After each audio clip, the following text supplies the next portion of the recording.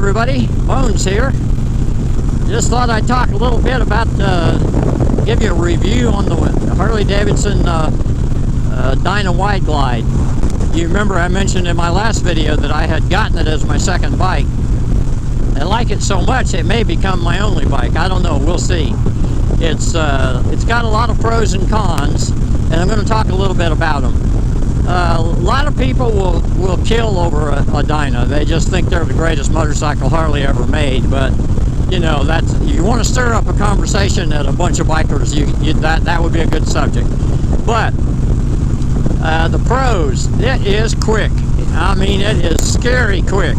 It will accelerate away from a stop so well that you can actually you have to really hold on for dear life, because it's quick. You really got to be careful. It'll get away from you in a heartbeat. It's real comfortable. Surprisingly enough, I think it's more comfortable than my street glide. It certainly seems to handle bumps better.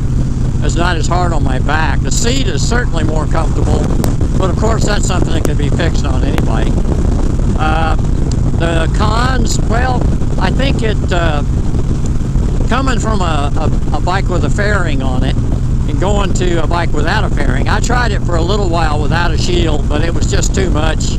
You're getting too much wind in the face, and this time of year when it's still cold, it's toward the end of March now, it can get really airy and cold. And plus, it's just so windy. I can't do videos. It's so noisy. I don't know how the guys do it that don't, like Chris Lonsbury and some of the guys that don't have you know, shields on the bike. Memphis Mike has a second bike. I think it's a CB 1100. I'm not sure. And he does them, and they seem to be clear. But boy, when I do them without the shield, it's really loud. There's another thing. Of course, they quit making wide glides in 2017. I don't know if I think the last year they made them, they did get the Milwaukee 8s in them. I think the 103 is a better engine for this bike, but that's just my opinion. And the 103s, I think, came in about 2010, I think. I could be wrong. If you know for sure when that was, comment below and let us know. But this has a 96 in it. Now, one of the cons of the dynos is they have a lot more vibration than the touring bikes. It's a considerable amount more. If you get an older one, this is a 2006.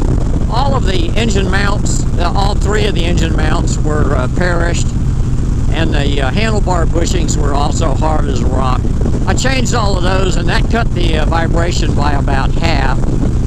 I think the engine alignment needs to be done, which can also induce a lot of vibration. Right now, my left hand is getting a lot of vibration. Oddly enough, my left hand gets more vibration than my right hand. Don't know.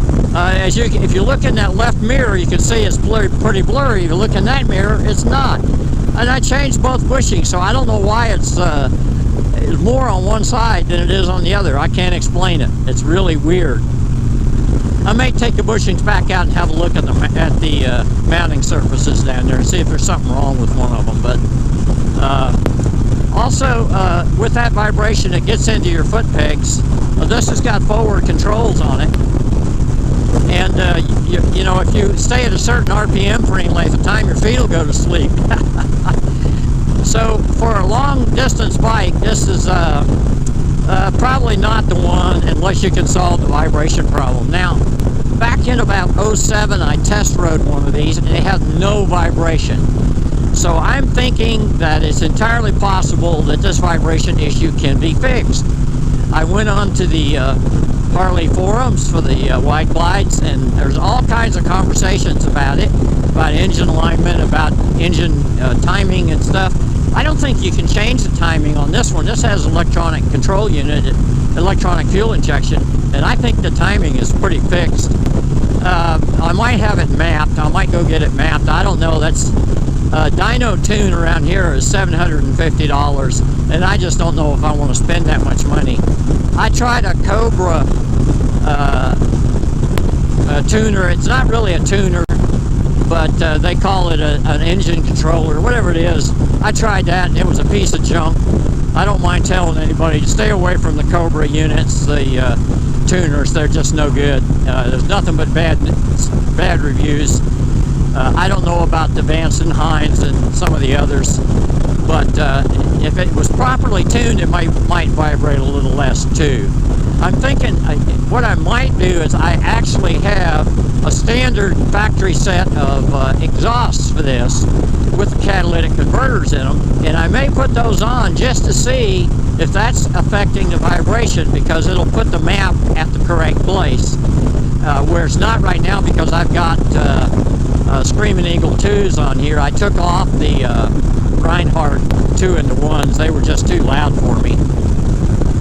They were neighbor killers, I'll tell you. I might take this to the West Virginia meetup. I haven't really decided yet. I did a 4-hour ride on this thing a week ago, and my hands were getting pretty sore from the vibration, because the group I was riding with, I just couldn't find an RPM where it didn't vibrate. There were, but none of them were the speed they were going. So, again, but I love the bike. I absolutely love the bike, and I'm absolutely going to keep it. And I'm just going to try and resolve, get the vibration a little bit better. I think it could be because it does need to be mapped. And a lot of the guys on the forum said that as well. They said that if you change the exhaust or the intake, or you do any of that tuning work and you don't remap it, it can cause a lot of vibration because it's running either too rich or too lean. So I think this one might be running too lean, but we'll find out. Anyway, not a lot of activity from all of our motorblogging friends. The Mike Haley 7 has been kind of quiet. He's not been feeling well, and that could be the reason he hasn't been able to ride his bike. And it has been a little cold. If you're not feeling well and it's cold, that's probably not a good idea to ride a bike. I haven't heard anything from Harley Trek, but Freedom Rider and so Bronco Ride and Freedom Rider have been doing a lot of stuff, and there's one or two others. We've lost communication with Big Bad Wolf Moto. I heard he might have gone to Greece. I hope he's doing okay over there, and he'll maybe he's still seeing these videos, and maybe he'll comment below how he's doing, because we haven't heard from him in a while. I know he's one of my subscribers, so we'll see. Anyway, everybody, it's a beautiful day here in the South Carolina forests. We're on our way over to a marina I'm going to talk to about taking my boat over there, and I may come back on in a few minutes.